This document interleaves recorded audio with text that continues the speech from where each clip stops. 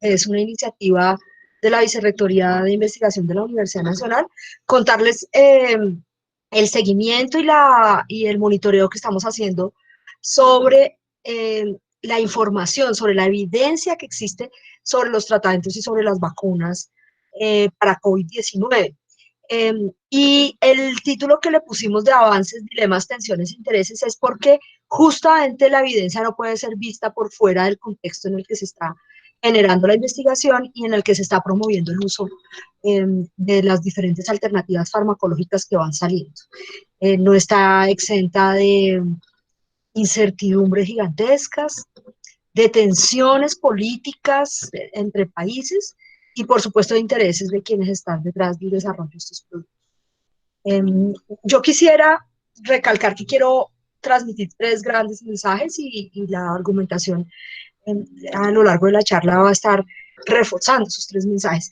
El primer mensaje, la primera cosa que quiero dejar suficientemente clara es que hoy, a la fecha, no hay tratamientos que se consideren efectivos, bien sea para la prevención o el tratamiento de síntomas y complicaciones asociados a COVID-19. Eh, es cierto que se están generando ciertas señales, que hay ciertos medicamentos que están apareciendo en el escenario, de eso voy a hablar, pero aún esas señales no son contundentes para decir, tenemos un tratamiento que pudiera prevenir o tratar la enfermedad. En ese mismo mensaje quisiera que todos tuviéramos claro, y creo que tal vez esto sí se ha divulgado suficiente, es que la vacuna, si llegase a lograrse, acuérdense que VIH también fue en su momento una epidemia que generó un interés global y una movilización muy grande de los países, de la sociedad civil, de los organismos internacionales. Hoy no tenemos vacuna para VIH. En el caso del COVID-19, de lograrse la vacuna, si es que lo logramos, no estaría disponible en menos de 18 meses y en el caso de que se desarrollara, tendríamos un dilema muy fuerte sobre cómo hacerla disponible en todos los países del planeta, porque todos, en esto la pandemia ha sido democrática, todos estamos afectados de la misma manera. Así que a pesar de los avances en biotecnología, en inmunoterapia, en biología molecular, en asuntos farmacológicos, las únicas medidas hoy que han mostrado efectividad son las básicas higienistas, el distanciamiento, el lavado de manos y el uso de protección, máscaras y lavado con agua y jabón. El segundo mensaje que quiero transmitir es que frente a toda esta incertidumbre y a ese volumen de investigación que les voy a mostrar que se está adelantando, lo que yo llamaría es a que estemos muy vigilantes de la evidencia, monitoreando muchísimo qué está sucediendo y cuál es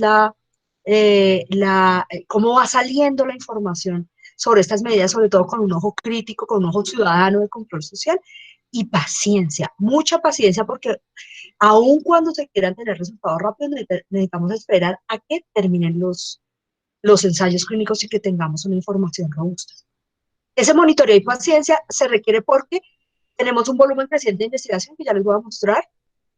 Hay unas presiones políticas muy grandes por acelerar los resultados de la investigación y los tiempos de la investigación clínica están claramente protocolizados y no podríamos cambiarlos o no deberíamos cambiarlos. De hecho, sí está sucediendo, pero no debería pasar así por presiones políticas.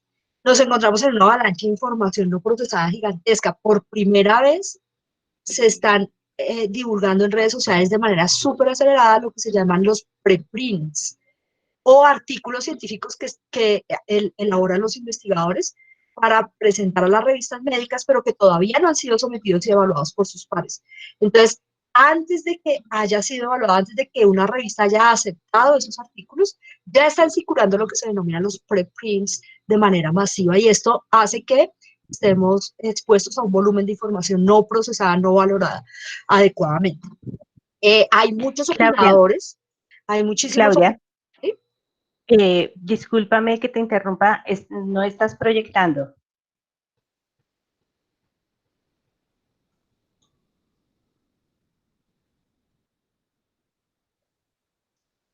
Perdón, pero creí que estaba proyectando. No, te Entonces, pasé el mensaje y no me lo veías. perdón. Entonces estaba Ya, mostrándole los mensajes, iba en el segundo mensaje del monitoreo de la paciencia. Les estaba contando que tenemos una avalancha de información no procesada. Voy acá en este bullet de información no procesada, les decía de los preprints, pero también estamos expuestos a opinadores que han surgido de manera espontánea y que además se reproducen exponencialmente, casi tanto como el contagio del COVID-19, que pueden no estar ni suficientemente enterados, ni suficientemente entrenados en la valoración de la evidencia, y definitivamente nos estamos enfrentando a filtradores sistemáticos de la información clínica de lados de diferentes lugares, de diferentes lados que pudieran, digamos, echar al traste en la generación de esta evidencia. También el monitoreo y la paciencia que quiero invitarlos a tener se debe a que los medios de comunicación del planeta están cubriendo COVID-19 con ansiedad y están ávidos de chivas sobre tratamientos. Así sean solo promesas, quieren rápidamente saber qué se está investigando y cuáles son los resultados previos, y hay una presión política y mediática muy grande sobre eso. Y mi tercer mensaje va a ser, digamos, un poco eh, prescribiendo una actitud que en alguna medida es una actitud de protección de la salud pública en términos de información, y es que busquemos fuentes confiables e información independiente cuando tratemos de informarnos acerca de la evidencia sobre tratamientos y manejo de COVID-19. Entonces vamos a empezar con el mensaje número 1. Eh, eh, eh, Estar claros de que no hay tratamientos disponibles que se consideren efectivos. Aquí quisiera solo señalar que la pandemia nos estrelló con una realidad de lo que significa la investigación biomédica a nivel global, y que en alguna medida ya lo mencioné. Lo cierto es que está fallando porque a la fecha no tenemos esas soluciones para COVID-19, pero la verdad es que nosotros durante décadas no hemos tenido nuevos tratamientos para resolver los problemas de la mayoría de la población, sobre todo en los países más pobres. No tenemos suficientes tratamientos para la leishmania, para la malaria, para la enfermedad del sueño, para el dengue. Estamos atrapados con los problemas de la pobreza y los problemas de las enfermedades tropicales y las enfermedades transmisibles y no transmisibles. Y sin embargo, a pesar de la fortaleza de la investigación en ciencias biomédicas, tratamientos para esas patologías que son las de la mayoría de la población no están disponibles. No, a la vez de que nos enfrentamos a eso y llega la pandemia, nos estrella con que no tenemos vacuna, no tenemos tratamientos farmacológicos para solucionarlo, también es cierto que han empezado a escasear, y esto no solamente ahora en la mitad de la pandemia, sino desde hace varios años, unos 5 o 7 años, ya empezaban a publicarse casos de desabastecimiento de medicamentos básicos esenciales, muchos de ellos medicamentos genéricos ultra conocidos que se dejaron de producir, se dejaron de fabricar porque no generan ninguna ganancia. Y son medicamentos y son insumos cotidianos, sencillos, intervenciones súper sencillas que ya no están disponibles en el mercado por esa falla del modelo de innovación y de provisión de medicamentos a nivel global. Y en el caso de la pandemia, pues eso fue más duro porque los tapabocas se desabastecieron, los insumos y reactivos para las pruebas diagnósticas se desabastecieron, a pesar de que los países tengan capacidades para producir pruebas diagnósticas. Estas están concentradas en ciertos lugares del planeta y en manos de ciertas empresas tecnológicas que no las están distribuyendo con suficiencia, o los países están diciendo, por favor, no exporten porque necesitamos para nuestro consumo interno. Y aún si quisieran hacerlo, no existe capacidad para suplir la demanda global. Una empresa o el conglomerado de empresas no van a garantizar que se suplan las necesidades globales en materia de insumos y medicamentos esenciales. Y no solo en la pandemia nos estrelló con eso, pero ya estaba sucediendo. Eh, esta división internacional del trabajo que hizo que China, India y otros concentraran cierta producción y los países se especializaran en sus temas particulares en el marco de la globalización, hoy nos puso en jaque porque con el cierre de fronteras y con estas demandas generales de insumos y de medicamentos, el orden mundial, la forma como nos organizamos en la producción y en la división del trabajo, en la producción de medicamentos y de insumos, no funciona en la pandemia. Así que empieza a haber una reflexión de, oigan, no, tal vez aun cuando necesitamos coordinarnos globalmente, no podemos cerrarnos en las fronteras para producir y para desarrollar medicamentos, tal vez sería deseable que los países mantengan una infraestructura básica de producción local de medicamentos esenciales, genéricos, baratos, de comprobada eficacia, efectividad, y que atiendan a las patologías, a los problemas de salud que son relevantes. Y a pesar de que la pandemia es democrática, como les decía antes, en términos de que nos está atacando de la misma manera sin distinción de ingresos o de riqueza, lo cierto es que hay muy pocas respuestas coordinadas a este problema. Y hay pocas iniciativas de cooperación para garantizar que llegamos rápidos a los desarrollos y logramos ampliar la distribución de fármacos. Esto ya estaba pasando antes, la coordinación entre países para desarrollar medicamentos de problemas comunes, una agenda de investigación que resolviera y que estableciera las prioridades de investigación y la provisión de medicamentos coordinados eh, para patologías, digamos, relevantes. Hoy en la pandemia se hace más urgente y la verdad es que hay muy poca respuesta. Tal vez hay dos. La primera es una que la Organización Mundial de la Salud está adelantando y coordinando, que se llama el ensayo Solidaridad. Es un ensayo multicéntrico que involucra más de 35 países para analizar, investigar clínicamente, es un ensayo clínico controlado, varios de los tratamientos que se consideran que pueden ser efectivos para el manejo de la pandemia. Ese es el primero, Colombia está participando en ese ensayo, pero América Latina muy poco. Y de hecho México, Brasil y Colombia son los únicos que tienen ensayos al respecto del estudio de solidaridad. Y una iniciativa que está discutiéndose hoy, esta semana, en la Asamblea Mundial de la Salud, que se está llevando a cabo virtualmente con los ministros de salud de todos los países, que se llama la iniciativa Accelerate, que es el esfuerzo que se está haciendo por poner en el dominio público todos los avances para la producción y desarrollo de medicamentos y de insumos para la salud en la pandemia, y además hacer un fondo común que permita el desarrollo acelerado de eso.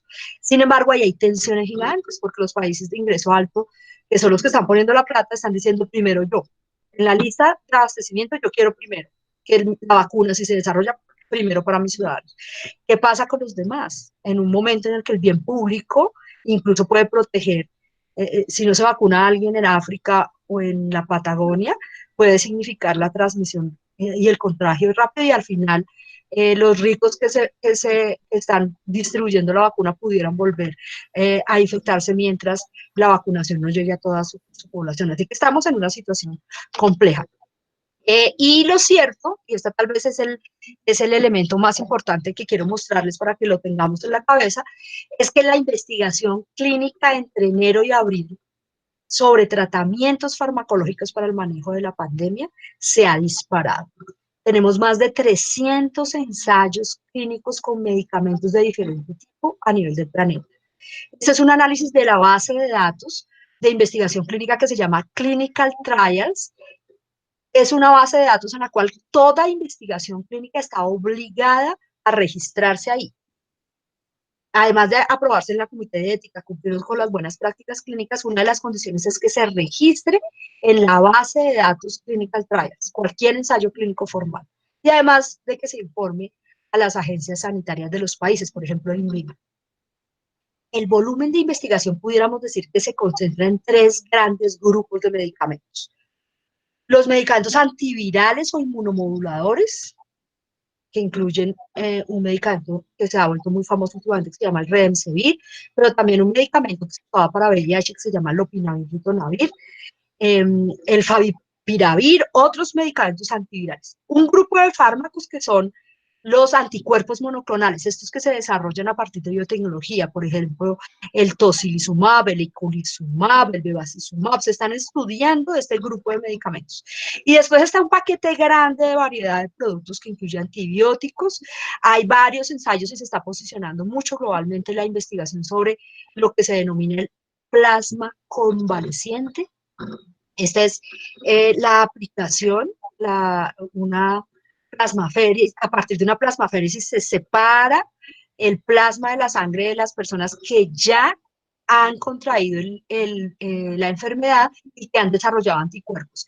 Y ese plasma se le transfunde a cierto tipo de pacientes, sobre todo los críticos, los que no han entrado a cuidados intensivos, pero que están hospitalizados, para transferirle, en principio, los anticuerpos que esa persona ha desarrollado contra el virus. Se llama plasma convaleciente, también en Colombia se está haciendo un ensayo clínico al respecto.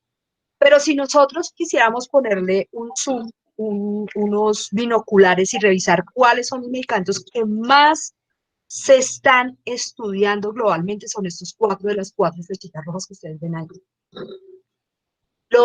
Uno que se conoce hace más de 100 años, que se llama la hidroxicloroquina o cloroquina. Son antimaláricos ampliamente conocidos que tienen una capacidad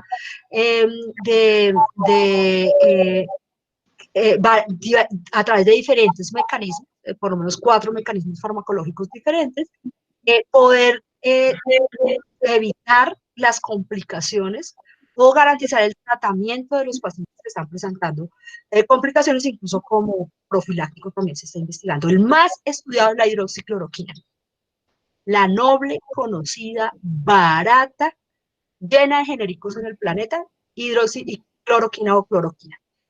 ¿Cómo le ha ido a la hidroxicloroquina? Vamos a ver, porque la verdad es que los pocos resultados de los ensayos que se han divulgado y que se han publicado no dan todavía, digamos, esperanzas sobre el asunto, pero es el medicamento que más se está investigando globalmente, así que tenemos que observar.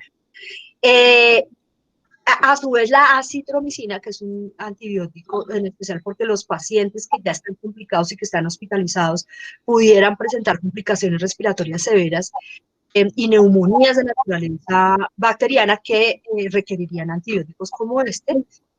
Y el Redemsevir, que no está marcado acá, pero que ahora se volvió hiperfamoso, en este me voy a concentrar de una manera importante, y el tocilizumab es otro de los medicamentos que se está estudiando para tratar la complicación inflamatoria severa que produce el COVID-19. Entonces vamos a ver qué hay. Yo me voy a concentrar en contarles 2 de estos tratamientos que son los que ahorita se diría que son los más prometedores. Y para eso quisiera que cuando les presente esta información tengamos en la cabeza mi invitación al monitoreo y a la paciencia, a esperar, a tener más calma.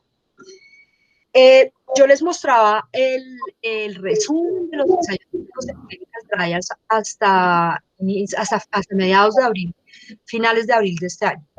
Pues bien, hicimos un análisis para al 2 de mayo y revisamos cuántos ensayos clínicos estaban en clinical trials, solamente fase 3 y fase 4, fase 2 y 3 y 4, no los que son fase 1 ni los observacionales. A 2 de mayo, miren que pasó de 40 y pico ensayos, ya estamos hablando de 72 ensayos global que se están adelantando. La mayoría en Estados Unidos, en Francia y en Europa. Colombia tiene registrados 3 ensayos con cloroquina y hidroxicloroquina. México tiene un par y Brasil tiene 1. Muy poca investigación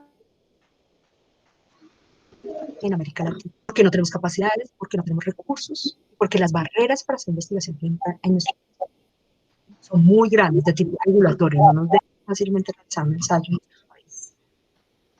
Y esto es un llamado a decir, oiga, ¿y qué estamos haciendo para garantizar que en esas coordenadas también esté presente América Latina? Es un que tendríamos que hacernos. Este análisis lo hicimos en conjunto con una iniciativa de la cual voy a hablar más adelante, se llama DIME, Decisiones de Enfermedades y Medicamentos de Alto Impacto, el Centro de Pensamiento y una alianza de grupos de estudiantes, semilleros de estudiantes de diferentes carreras, tienen un capítulo en la Universidad Nacional, estamos haciendo este tratamiento, cómo está la investigación clínica en estos temas. Entonces, miren que tenemos 72 ensayos clínicos con hidroxicloroquina y cloroquina. Mari. Si ustedes se dan cuenta, las dosis que se están usando son muy diversas, entre 400 Claudia, espérame un segundo. La señora María Emma, por favor, nos cierre el micrófono que está causando interferencia. Gracias. Disculpe. Sigue, Claudia, qué pena. Tranquila. Pues miren las dosis en las cuales se está investigando la cloroquina y la hidroxicloroquina. 400 miligramos. 13 estudios están usando una dosis altísima de hidroxicloroquina. Vamos a ver y vamos a monitorear qué pasa con esas dosis diversas y qué pasa con las dosis altas. Se están hablando de duraciones de 40 a 60 días en el tratamiento. Se están comparando la hidroxicloroquina con acitromicina, con otros antivirales, lopinavir, ritonavir, redemsevir o interferón. Miren, estos son los comparadores. En el ensayo clínico recordemos que se compara un tratamiento con otro y se revisa cómo le va a los pacientes habiéndolos aleatorizado y considerando que son estudios ciegos y que garantizan una calidad fuerte en el diseño. Y son muchos los comparadores y los desenlaces. Se está mirando la mejoría clínica, las tasas de hospitalización, la mortalidad y otros desenlaces sintomáticos. Lo interesante que yo quiero que vean acá es los objetivos de los ensayos clínicos que se están adelantando. Y dense cuenta que con hidroxicloroquina, del total de los ensayos, 49 están orientados a investigar el tratamiento de pacientes que ya hayan desarrollado la enfermedad y que tengan complicaciones. 22 de los ensayos se están analizando para prevención, es decir, como profiláctico. Bien sea posexposición, es decir, alguien que tuvo algún tipo de contacto inadvertido o tiene que convivir con pacientes o con personas que tengan el virus. Se llama prevención posexposición. Y de esos 22, 10 ensayos se están haciendo preexposición, es decir, personas que todavía no han tenido contacto, ni inadvertido, ni por razones de convivencia con personas que se hayan infectado. Entonces tenemos el medicamento más estudiado en el planeta, es la hidroxicloroquina o sus análogos, la cloroquina, algunos en prevención, otros en tratamiento. Ojo, en América Latina se están haciendo muy pocos ensayos, con lo cual cualquier decisión de acceso a la hidroxicloroquina en COVID-19 estaría por fuera del marco de la investigación clínica. Y eso ya significa que estamos haciendo un uso en unas condiciones gigantes de incertidumbre de este medicamento. Lo ideal es que solo se utilizara en el marco de un ensayo clínico controlado porque no tenemos evidencia sobre su ventaja, sobre su beneficio. ¿Qué tenemos entre enero y la fecha en términos de resultados de esas investigaciones? Esta es una publicación del Boletín de Información Terapéutica de Navarra, es un boletín de información independiente, es decir, no recibe financiación de la industria farmacéutica y se produce en el marco del Servicio Navarro de Salud, como decir la Secretaría de Salud de Bogotá, tiene un mecanismo de información terapéutica que es un boletín y es este boletín. Ellos hicieron un análisis de cómo iban los resultados con hidroxicloroquina y se dieron cuenta que todavía los resultados no favorecen a la hidroxicloroquina. De los 3 ensayos que se habían publicado hasta el 17 de abril y que estaban en preprints, 2 mostraban que daba lo mismo dar o no, o dar hidroxicloroquina o dar el tratamiento con el cual se estaba comparando. No había diferencias en la mortalidad, ni en las complicaciones, ni en la hospitalización.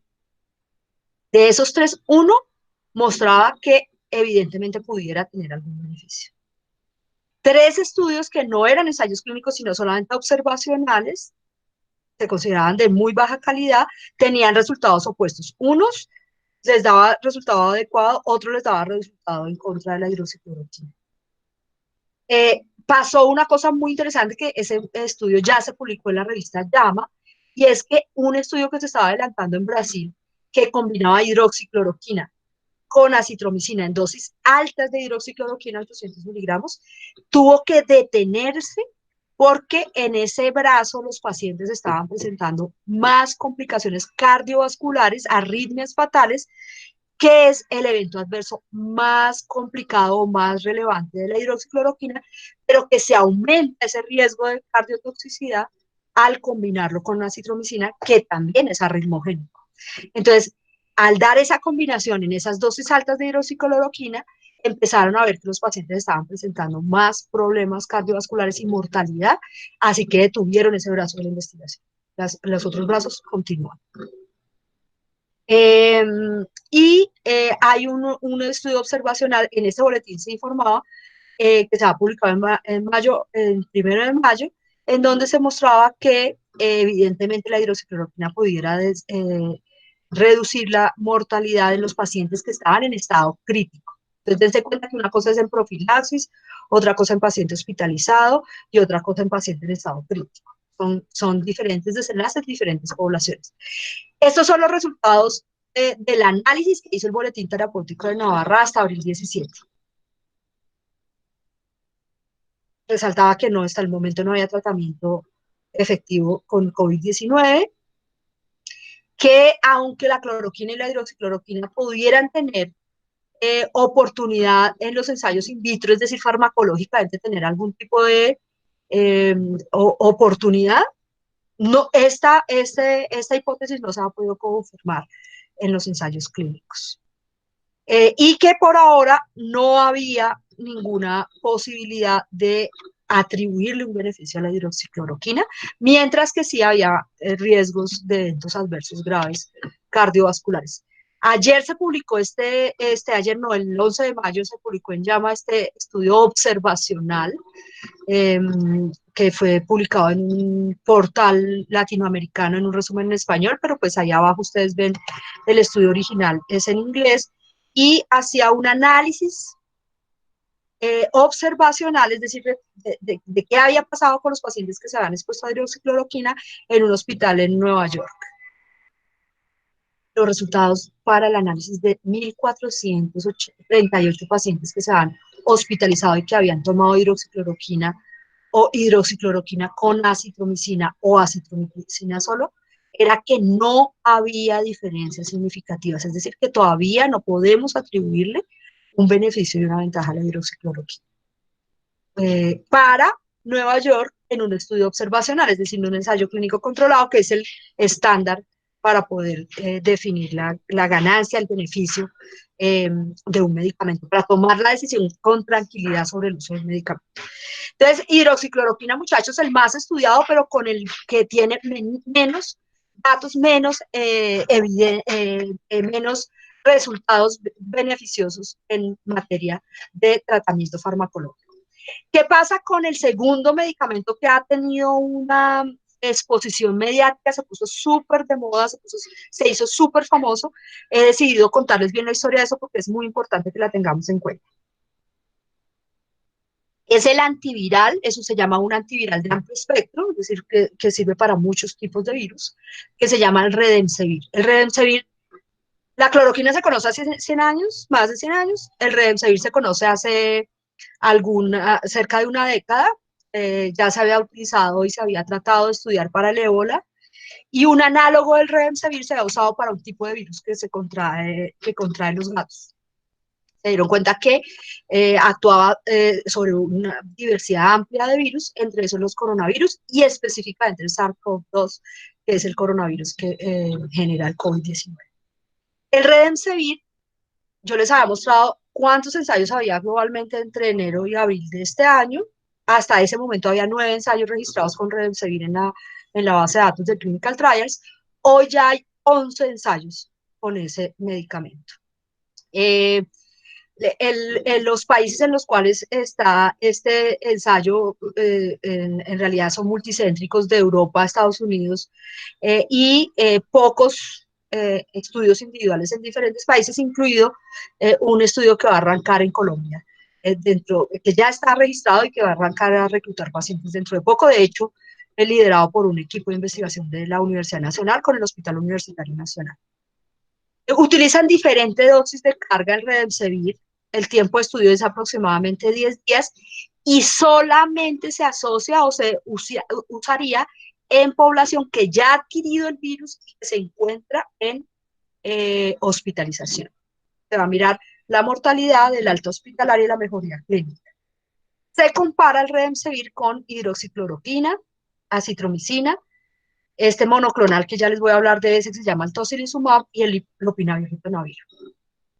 El ensayo Solidaridad, este ensayo global de 37 países que lidera la Organización Mundial de la Salud, incluye el Remdesivir con en comparación con la hidroxicloroquina, también un brazo de interferón y otros brazos de diferentes medicamentos que se están ensayando. El Remdesivir no está disponible en ningún país del planeta todavía, es decir, las agencias sanitarias todavía no lo han aprobado. La única agencia que lo ha aprobado hasta el momento es la agencia norteamericana, la FDA. ¿Y por qué la FDA aprobó Remdesivir? Este es un boletín que escribimos hace muy poco sobre los resultados de Remdesivir para pacientes hospitalizados. El 1 de mayo, la agencia norteamericana aprobó el uso en emergencia del Remdesivir como potencial tratamiento para pacientes hospitalizados de enfermedad grave, grave definida como niveles de oxígeno bajos en sangre o que necesitan terapia de oxígeno o que necesitan soporte mecánico intensivo o ventilado o soporte respiratorio de otro tipo. Y lo hizo después de que se conocieran los resultados publicados en la revista Lancet y unos resultados preliminares de un estudio que estaba siendo liderado y financiado por el Instituto Nacional de Alergia y de Enfermedades Infecciosas de los Estados Unidos. El estudio de Lancet se había publicado, pero el estudio del NIAID de los Estados Unidos no se publicó. Sin embargo, el director de este instituto, que se llama Anthony Fauci, es el asesor que aparece al lado del presidente Trump durante todo el manejo de la pandemia. En la oficina oval hicieron una rueda de prensa y él salió y dijo, Remdesivir puede tener un avance, puede ser un avance significativo, puede ser una promesa de tratamiento para coronavirus. Hoy, 10 días después del anuncio de Fauci, no tenemos publicados los datos del estudio del Instituto Nacional de Alergia e Infecciones de Estados Unidos. La revista Lancet ya había publicado y decía mejoría clínica de unos días, pero no diferencias en mortalidad. Mire la diferencia de estos resultados con respecto a hidroxicloroquina y sin embargo toma la decisión la FDA de aprobar el Remdesivir. La hidroxicloroquina, de hecho, está aprobada también para tratamiento compasivo y para ensayos clínicos. Pero lo que llamó la atención es que, habiendo 11 ensayos en marcha, se toma la decisión con un ensayo que estaba publicado, el otro que no está publicado y sin resultados consistentes. Hicimos un boletín sobre estos asuntos y decíamos, los que trabajamos en esta información, sugeríamos que los ensayos clínicos no mostraban resultados estadísticos en favor de Remdesivir. Nos dimos cuenta, hicimos un análisis de profundidad del ensayo de Lancet y nos dimos cuenta que el ensayo se había detenido por los eventos adversos graves que habían presentado los pacientes, luego había pérdidas de pacientes, entonces la muestra para determinar si el medicamento pudiera ser efectivo o no, o eficaz o no, no era suficiente.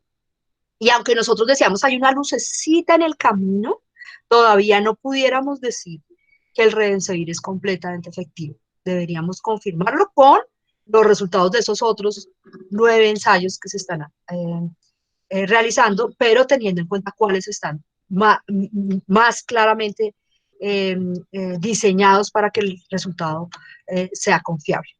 Pues esto es complicado porque lo que quiere decir esto es que estamos tomando decisiones con unas declaraciones mediáticas y políticas muy fuertes. Acuérdense que Estados Unidos está diciendo, pucha, yo soy el que tengo más riesgos, más población en riesgo, más resultados adversos en la pandemia. Fuera de eso estoy gastando un poco de plata en investigación y no tengo nada que decirle a la comunidad. pronto salen y dicen, ojo que el Remdesivir sirve, pero sin haber publicado los resultados. Dense cuenta que detrás de esto hay presiones mediáticas, políticas de diferente tipo. Muy compleja la situación. Y mientras la FDA dijo eso el 1 de mayo, el 8 de mayo ya había salido un estudio de un instituto independiente en Estados Unidos que hace análisis económico y de precios de los medicamentos. Y ellos hicieron un análisis y dijeron, de acuerdo a estos resultados y de acuerdo a lo que está haciendo Gilead, que es el laboratorio dueño del Remdesivir, el tratamiento podía costar $4.500 por paciente. Ustedes se imaginan, si llegase a tener resultados adecuados el Remdesivir, eh, a este valor pudiéramos tener acceso. Además, este medicamento Remdesivir, aunque no está aprobado por el INVIMA en Colombia, ya tiene 3 patentes vigentes en Colombia. 2 de ellas están en el proceso de nulidad, pero está patentado, o sea que no habría genéricos de este medicamento.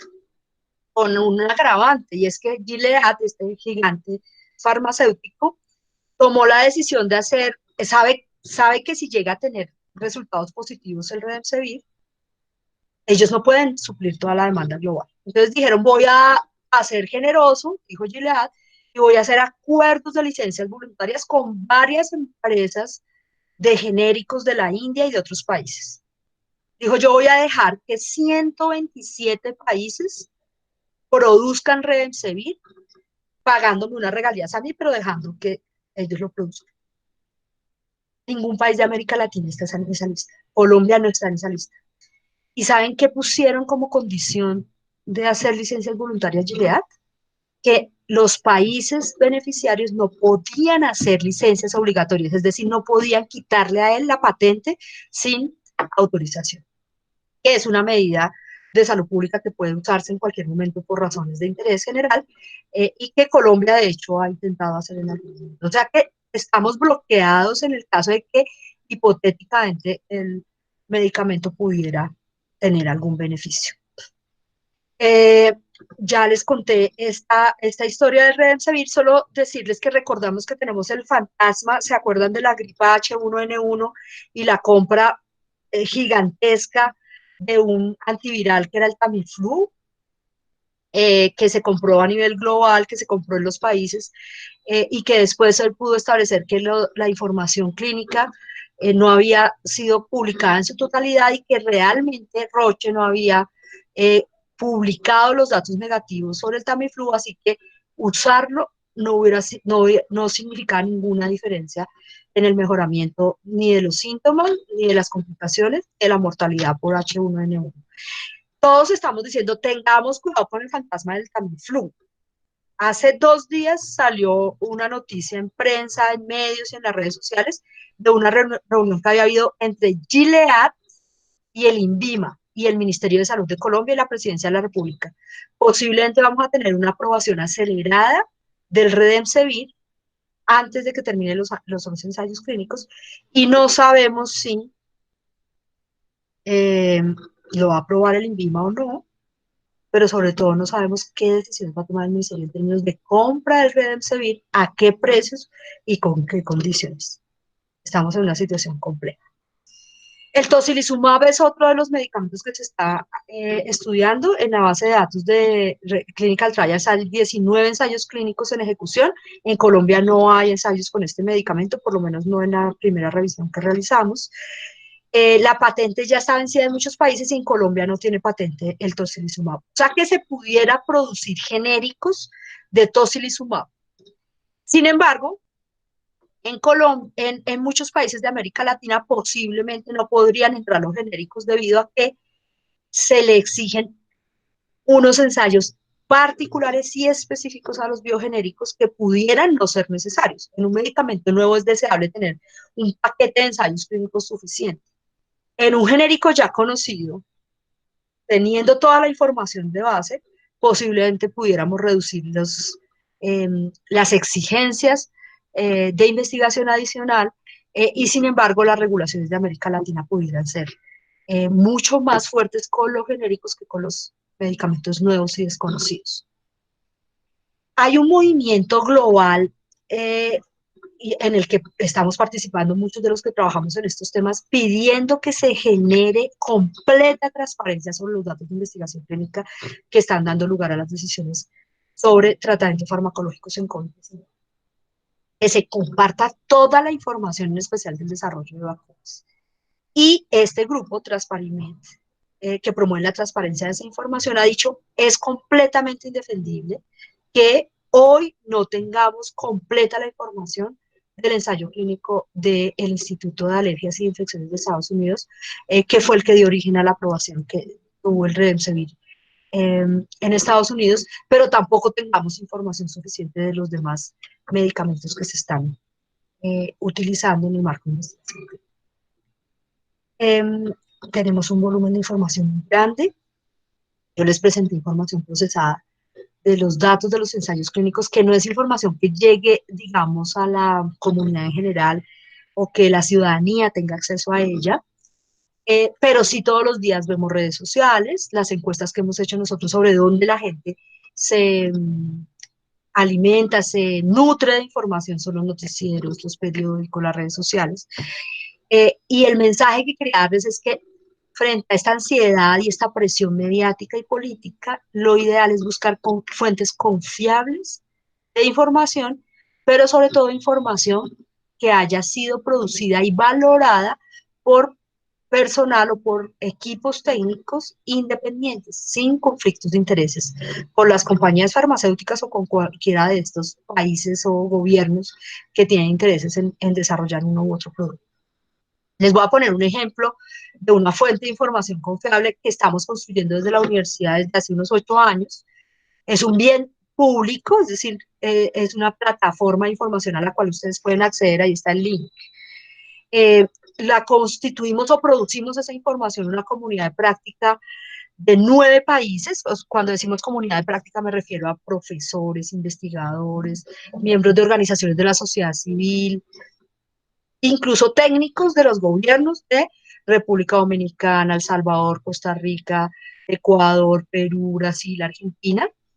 Producimos información no solo de ensayos clínicos o de evidencia publicada sobre medicamentos, sino también de precios, de cobertura, de patentes, de datos de medicamentos genéricos. Tenemos también algunos recursos audiovisuales para entender cómo se evalúa la información y cómo se busca para que cualquiera pueda acceder a ella. Y a partir de eso que recolectamos, hacemos documentos analíticos y documentos de política pública, documentos de incidencia. De la Universidad Nacional participamos el profesor Hernando Gaitán de Medicina, varias personas del Centro de Pensamiento nuestro, Carolina Gómez, Roxana de las Salas, Juanita Baos, otras personas. De Derecho, el profesor Oscar Lizarazo, que es el experto en patentes reconocido a nivel del país y en otros países. Está participando el Centro de Información de Medicamentos de la Universidad Nacional, que lleva más de 20 años, es un servicio de información online que lleva más de 20 años en el país y en la universidad. Allí rotan estudiantes de medicina y de farmacia. El profesor Iván Muñoz, que tiene un programa de radio semanal que está analizando cómo responden los servicios farmacéuticos durante la pandemia. En las últimas semanas han entrevistado farmacéuticos de 7 países. El programa se llama Desde la Óptica, los jueves en la tarde a las 7 de la noche. Participa en la Universidad de los Andes, la Universidad de Antioquia, la Fundación Cardio Infantil. Quisiera destacar especialmente un grupo de estudiantes. Este es un semillero estudiantil, se llama Universidades Aliadas por el Acceso a Medicamentos Esenciales. Tiene un capítulo en la Universidad Nacional y estos estudiantes son los que nos ayudan a procesar esta información del registro de ensayos clínicos, pero también producen mucha otra información. Quiero darles mucha visibilidad, a ver si los estudiantes, quienes estén aquí conectados, se vinculan a OAM. Este es el grupo y nosotros queremos convertir esa plataforma DIME, Decisiones Informadas de Medicamentos de Alto Impacto Financiero, en el Observatorio de Políticas Farmacéuticas de Información de Precios y Ensayos Clínicos para la región de las Américas. Y esta comunidad de práctica viene trabajando desde hace 8 años en muchos temas. Se dedicó a COVID-19 en los últimos meses durísimo. Tenemos toda esta información así organizada sobre evidencia, sobre ensayos clínicos, sobre información de mercado, precios, sobre guías, etcétera. Y producimos cada semana un boletín que son documentos de incidencia. Esto solo recomendamos otras fuentes de información. En América Latina, por ejemplo, la red de centros de información de medicamentos es una fuente de información interesante. Hay 26 diferentes repositorios independientes de información para que no consumamos información de otro lado. Ahí lo encuentran, 26 diferentes, 5 de América Latina. Y hemos hecho estos boletines, 7 boletines, hoy ya sale el número 8.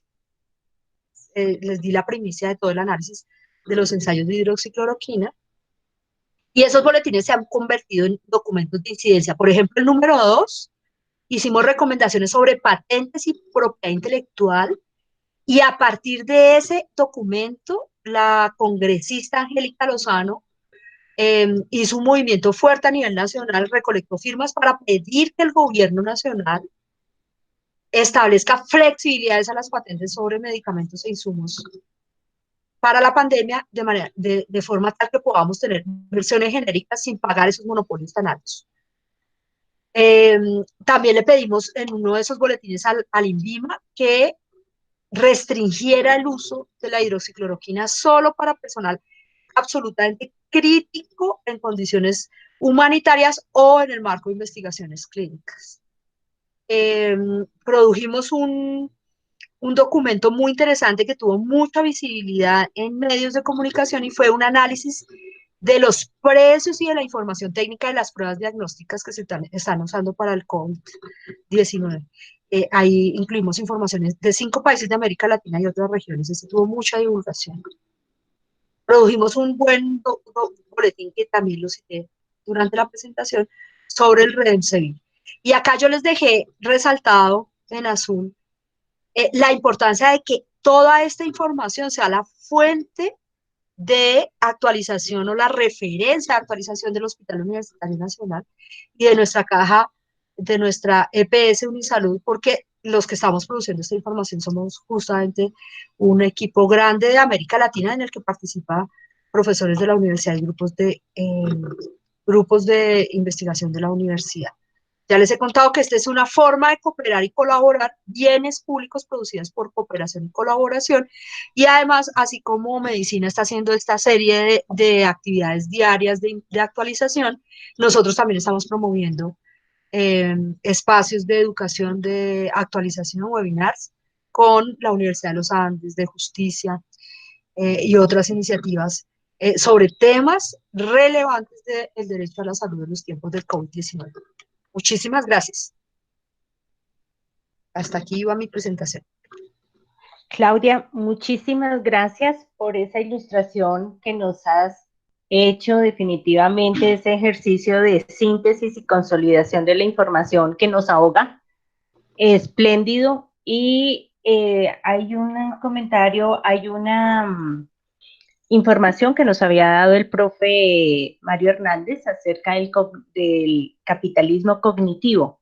Y definitivamente en la industria de los medicamentos, pues sí que se ve ese capitalismo, y en la BBC anotaban la importancia de trabajar por esos proyectos como es el estudio Solidaridad, donde se haga uso de esa inteligencia colectiva, que definitivamente creo que esa es la salida que nos queda al mundo entero.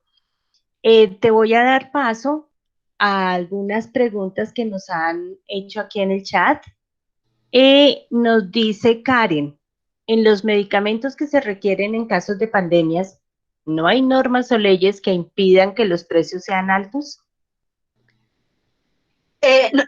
Dentro de las fallas del modelo de innovación biomédico justamente está el tema de los precios. Dense cuenta que en la sociedad, el planeta, en ese esquema de capitalismo cognitivo del cual hablaba el profesor Mario Hernández, ha asumido que el premio por innovar en salud sea una patente, un monopolio.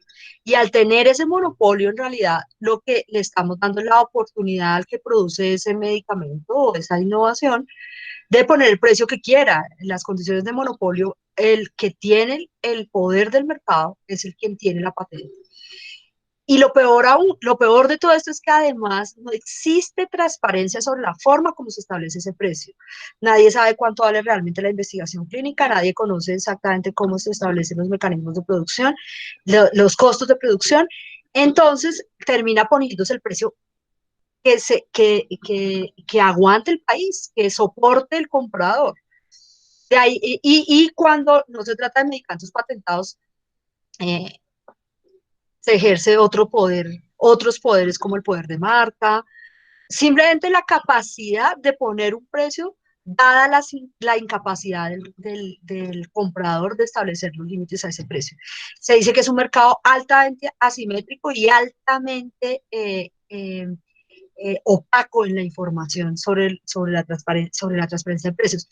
Eh, Al final los gobiernos tienen que actuar solos en su disposición de regular los precios y jugar al pulso político con ese proveedor que es el que determina el precio. Esto es como una encrucijada fuerte que tienen los gobiernos.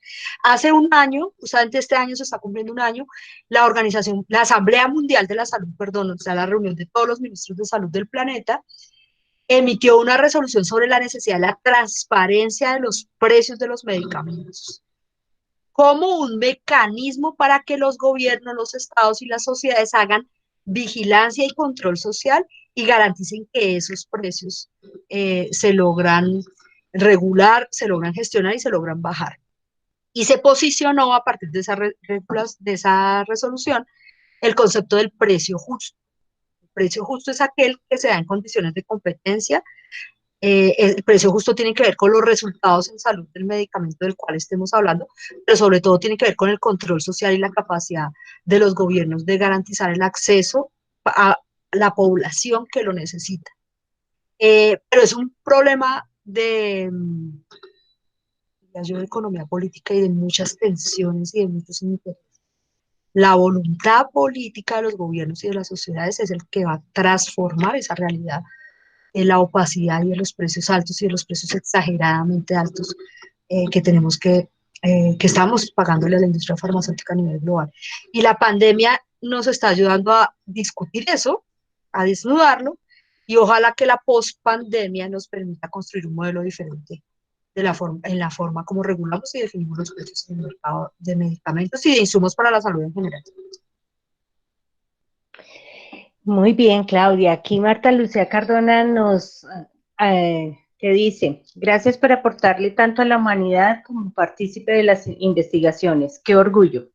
Leí que el COVID sufre mutaciones en cuanto al número de sus letras y si es cierto esto, ¿qué repercusión tiene? Y además pregunta, ¿cómo se hace el control social a que hace referencia? Bueno, en el caso el que sufre mutaciones es el virus es el SARS-CoV-2, la enfermedad se denomina COVID-19, pero el virus es el SARS-CoV-2. Se han descrito mutaciones, por lo menos 2 o 3 mutaciones ya se han identificado, pero en principio, por lo menos desde la evidencia que se ha publicado recientemente, estas mutaciones no han significado ni mayor agresividad en términos de letalidad del virus, ni de complicaciones mayores, y tampoco sabemos, pero en principio no mayor resistencia a los tratamientos. Igual no tenemos tratamientos disponibles para poderlo contrastar, pero en principio esas mutaciones no estarían generando, digamos, preocupaciones mayores sobre la letalidad o la agresividad del virus. Lo que sí es cierto es que si las mutaciones se dan de manera sistemática y creciente, eso en realidad lo que complicaría sería el desarrollo de la vacuna y los esfuerzos de los investigadores por garantizar que se cubre la cantidad de cepas más amplias de esas mutaciones sobre el virus para que la vacuna sea efectiva. Entonces, ese es el gran reto de los investigadores de las vacunas a nivel mundial. En este tema ya se hizo como una estrategia coordinada para compartir todos los datos sobre la información genética del virus, de manera que los investigadores que están haciendo esos esfuerzos a nivel global puedan estar enterados rápidamente de esta información y cuando se hagan los ensayos clínicos sobre la vacuna y sobre las diferentes cepas del virus, pues se consideren todas estas mutaciones. ¿Cómo se hace el control social? Pues yo diría que es esto que estamos haciendo desde la academia cuando hacemos, por ejemplo, investigaciones y denuncias sobre los precios excesivos. Esto lo estamos haciendo a través del Centro de Pensamiento desde hace varios años. Hay otras organizaciones que lo hacen, por ejemplo, el Observamed, el Observatorio de Precios de la Federación Médica Colombiana, lleva yo creo que ya casi 2 décadas haciendo un monitoreo de precios en el mercado y hace denuncias fuertes sobre los precios exagerados que cobran los laboratorios farmacéuticos al Ministerio de Salud, a la ADRES y a otros organismos que son los que realizan los pagos en Colombia. Y creo que hay una estrategia que es tal vez la más importante y es que establezcamos plataformas de información que hagan visibles los precios y las diferencias de precios entre países. La industria farmacéutica lanza sus productos de una manera muy coordinada en diferentes países y establece sus estrategias de posicionamiento bastante coordinado porque ellos actúan globalmente. De la misma manera deberían actuar los gobiernos. Hacer monitoreo conjunto, compartir información y establecer estrategias coordinadas de respuesta regionales o globales, de forma que se aumente la capacidad de negociación de los estados frente a una industria que tiene un poder global muy fuerte también. Muy bien, Claudia, muchas gracias. Y en el chat no tenemos más preguntas, pero sí hay algo que yo quisiera como preguntarte referente a la vacuna. En este momento, pues sí, los 18 años, hay varios laboratorios que están haciendo la investigación y de hecho encontré un dato que decía que tenemos 73 vacunas en investigación. Y uno de los aspectos fundamentales a reglamentar es el que mencionabas tú con los medicamentos, que es esa propiedad intelectual.